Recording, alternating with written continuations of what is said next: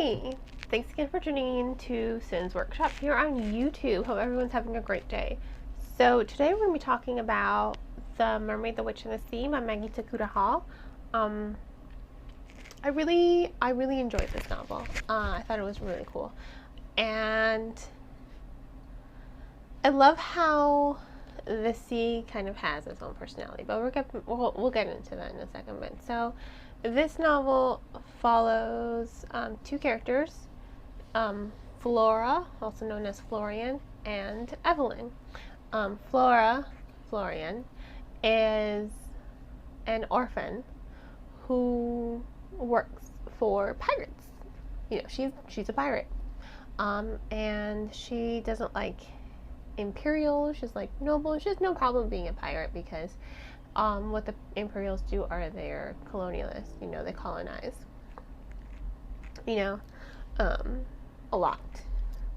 And what I take away from Flora, I really want to talk about Flora a lot because she calls herself Florian. She masquerades as a boy on the ship, but she feels comfortable being male. And I think it's really cool how Maggie Tokuda-Hall kind of creates this character because let's go with they, because I feel like they are non-binary, and I think that's what Hall was trying to get at. I think she was trying to create a non-binary character, and it's really interesting how that kind of develops. I think initially she's not really non-binary. I think it's a journey for her. It is a personal journey for her that the reader does get to experience, and I really did enjoy that kind of aspect about her. That you're going on this journey with her. Sorry, my hair is, it's really humid out there, and my hair just doesn't feel nice. That's what happens. My hair like soaks up humidity like a sponge, and then it becomes this thing. It's either the Mexican in me or the small percentage of Puerto Rican in me. Who knows? But I think it's a really good journey. Back on topic. It's a really good journey for Flora Florian because let's be proper. They address the issue with Evelyn. You know, Evelyn asks, what should they call them? Flora, Florian, he, she, they, and Flora, Florian, they say anyone. They all feel right. You know, she doesn't restrict. They don't restrict themselves, and I think that's really good about the story. And I think that really says a lot about what Hall is writing. She creates this non-binary character that initially doesn't start out as non-binary. At least I'm reading her as non-binary. If I'm completely off point, you know, let me know in the comments. You know, how did you, you know, if you read the book, how did you see Flora Florian? You know, how did you see them? How do they resonate with you? Maybe I am off point. Maybe I'm reading too much into it. Maybe I'm seeing more than there actually is. But I think that's what books are about. You know, books are about not just enjoyment, but if you're able to create a discussion with books, then someone has done something right. You know, the author has done something right if they are able to create a discussion. Because I think discussions are really important. Discussions help us evolve our sense of understanding. They help evolve society as a whole.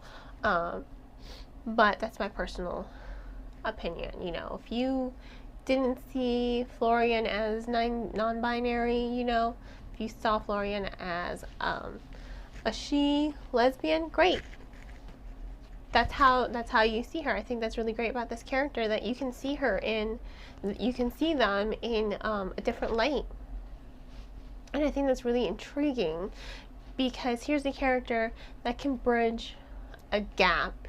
You know, they are a character. Sorry, I'm not trying to be disrespectful or rude, but it's just something I go to because in the novel she is called she at times, but she's also called he at times. You have to read the book. That's what I'm getting at. You have to read the book to really feel it, to understand it, to really connect to it. And I really think it's really interesting that Hall was able to do this with this character, because Florian goes on this huge journey with Evelyn. You know,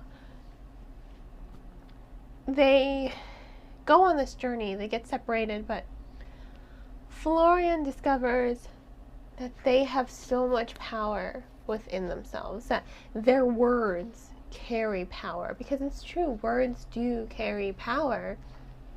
And I think that's amazing that Hall is able to just showcase so much depth with this character.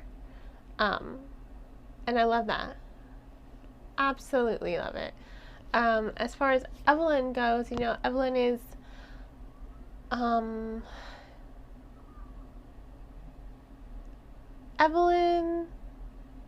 is just as complex, but not more so. You know, Florian is really the more interesting character, in my opinion.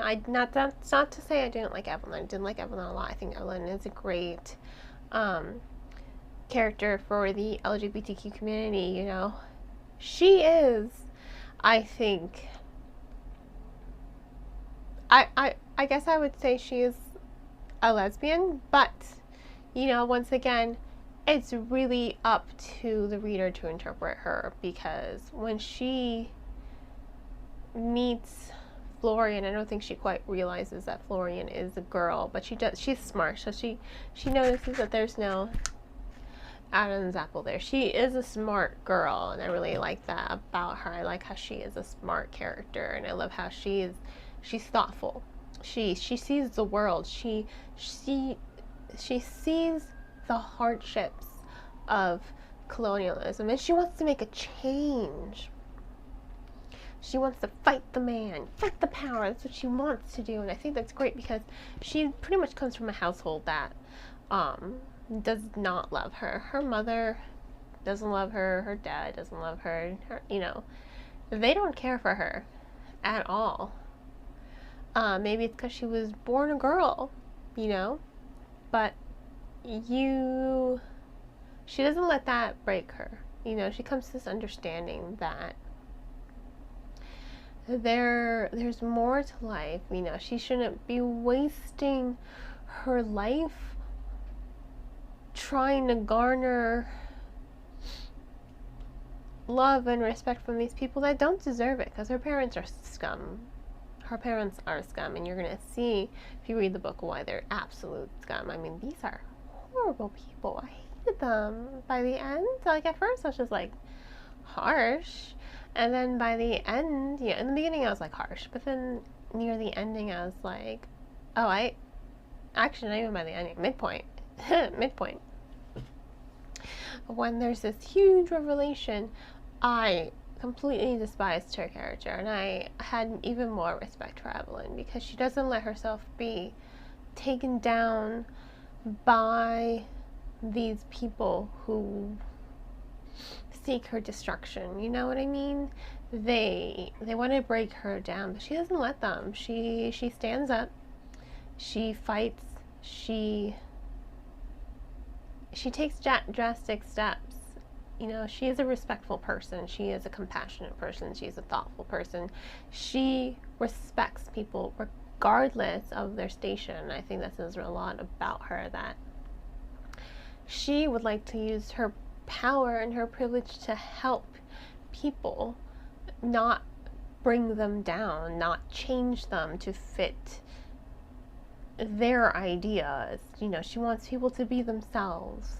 And I think that really says a lot about Evelyn. And I really love her relationship and her dynamic with Florian. I think they are a great pair, and I have to say, it is incredible.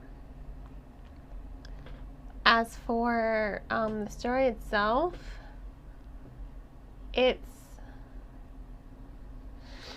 written exceedingly well. I mean, there's a lot of subtle detail in this novel that, admittedly, it will leave you. It left me a little uncomfortable because she doesn't say things outright. She gives the reader enough detail to kind of figure out what happened and what's going on, and there is references to, she does allude to sexual abuse. She does allude to these things that are horrific, and I think it says a lot about her power with words in order to do this. And I think it is it will affect you when you're reading it. It will, just thinking about it kind of makes me a little uncomfortable, but those uncomfortable moments wouldn't make me put down the book, because she doesn't say anything outright. She uses language to her advantage to sort of allude to things. And I think that, I said this already, I think that it really says a lot about her writing ability and her ability to tell a story. You never have to say anything outright. I think it's enough. If you can impact the reader emotionally, then you've done your job. You've gotten your point across. You've conveyed what you wanted to convey. Once again, maybe this is just something I'm reading too much into, but I don't know. I don't think so. I mean, if you read the book, you'll understand what exactly I'm talking about. The situation with Florian's older brother, and it's tough. I'll say that. It's a tough moment to really read, and you are affected by it. You are affected by this novel emotionally, and I think that's really compelling about it, that you're able to connect to the novel and really understand it. So, on that note, this was The Mermaid, the Witch, and the Sea by Maggie Tokuda-Hall.